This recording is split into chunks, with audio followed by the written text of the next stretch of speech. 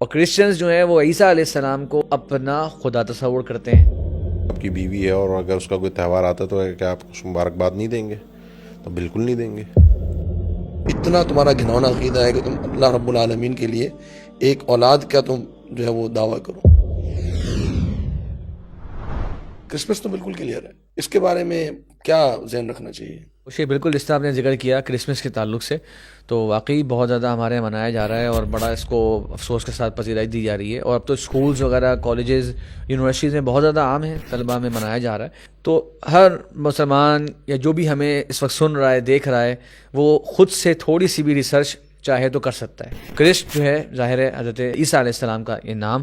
ابھی بھی استعمال کرتے ہیں لوگ اس کو، اور مس جو ہے یہ اسی میننگ کو یعنی پیدائش، تو عیسیٰ علیہ السلام کی پیدائش اصل میں یہ کرسمس کا ایک جو ہے وہ سادہ سا مطلب ہے، اور تمام ڈکشنریز کے اندر یہ دیکھا جا سکتا ہے۔ اب یہ دن منا رہے ہیں جس تاریخ کو، اس تاریخ کو پیدائش کے قائل ہیں بعد والے کرسچنز، اور کرسچنز جو ہیں وہ عیسیٰ علیہ السلام کو اپنا خدا تصور کرتے ہیں۔ ان کی نظر میں آج کے دن اس کی پیدائش ہوئی تھی جس نے قربانی دے کر ان سب کی طرف سے ان سب کو جنت دے دی، یعنی وہ جو شرکیہ عقیدہ ہے جو اصل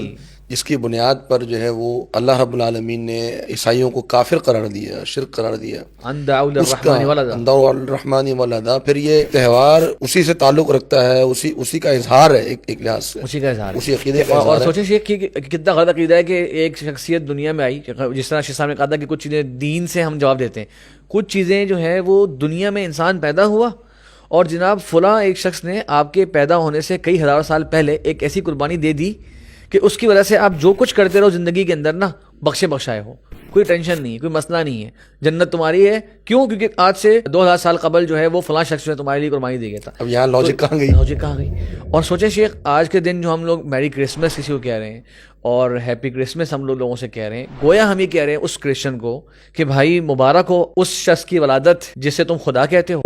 بہت سارے مسلمان ہیں امریکہ یورپ میں رہتے ہیں، اس طرح کے ممالک میں جہاں پہ عیسائیوں کی اکثریت ہے، ملکی ان کی حکومت ان کی ہے، اور وہ ان کے پڑوسی ہیں، رشتہ دار کہہ لیں یا دوست احباب کولیگز ہیں، ساتھ کام کرتے ہیں، بڑے اچھے اخلاق والے ہیں، وہ آپ کو عید کی مبارکباد دیتے ہیں، آپ کو عید پہ کسی تحفہ تحائف کیک وغیرہ۔ تو اگر آپ ان کے ساتھ اگر یہ تبادلہ کر لیں اس محبت کا، اور اگر آپ ان کو مبارکباد دے دیتے ہیں کرسمس کی، تو اس میں کیا حرج ہے؟ بالکل شیخ آپ نے صحیح کہا، تو ہم اس کا جواب وہی دیں گے اس طرح شروع ہم نے کہا کہ مسلم آئیڈینٹی، مسلمان کا تشخص اور مسلمان کا اپنے دین کی طرف دیکھنا کہ میرا دین یہاں پہ مجھے کیا تعلیمات دے رہا ہے۔ ٹھیک ہے، اسلام سچا دین ہے،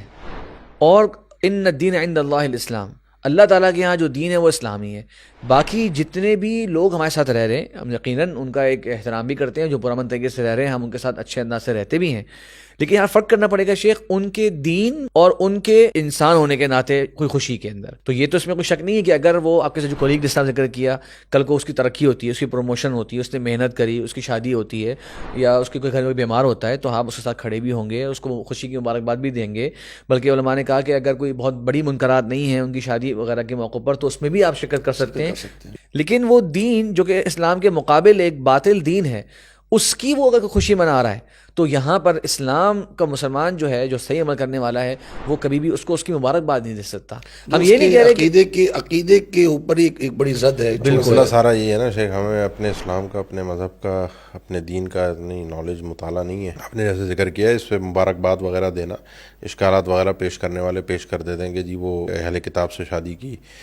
کتابیہ سے شادی کی، یہودیہ یا نصرانی عورت سے، وہ شرائط جو سورہ مائدہ میں مذکور ہیں ان کے ساتھ اس کے ساتھ شادی کی اجازت ہے، تو اس سے محبت بھی ہوگی، مودت بھی ہوگی، کیونکہ یہ رشتہ ہی ایسا ہے، اس میں ایسا ممکن ہی نہیں ہے کہ بغیر محبت اور مودت کے ساتھ رہا جائے۔ تو اب آپ ایک کافرہ سے، ایک مشرکہ سے محبت کر رہے ہو، آپ کی بیوی ہے، اور اگر اس کا کوئی تہوار آتا ہے تو کیا آپ اس مبارکباد نہیں دیں گے؟ تو بالکل نہیں دیں گے، کیونکہ اسلام پہلے اسی آیت میں، جس آیت میں یہ